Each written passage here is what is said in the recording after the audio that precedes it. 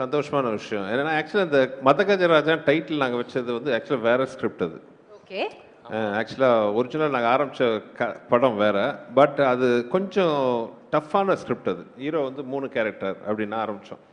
அதுக்கப்புறம் தான் படம் கொஞ்சம் ஷூட்டிங்க்கு கொஞ்சம் முன்னாடி தான் வந்து இந்த ஸ்கிரிப்ட் பண்ணலாம், அதோட இது நல்ல கமர்ஷியல் என்டர்டெய்னராக இருக்கணும்ட்டு நான் இங்கே வெங்கட் 2 பேர் இப்போ இந்த காமெடி எல்லாம் சொல்கிறீங்க பார்த்தீங்களா, உட்காந்து மண்டையை பிச்சுக்கிட்டு உருட்டி அதுன்ட்டு.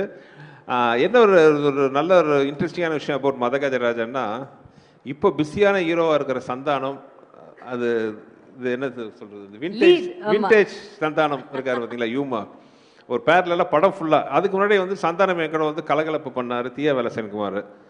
உண்மையை சொல்ல போனால் அந்த 2 படத்துலையும் பார்த்தா 5 நாள் தான் ஒர்க் பண்ணியிருந்தார்.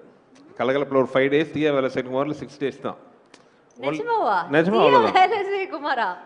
இப்ப கூட அந்த காமெடி அப்படியே ஃபிளாஷ் ஆகுது.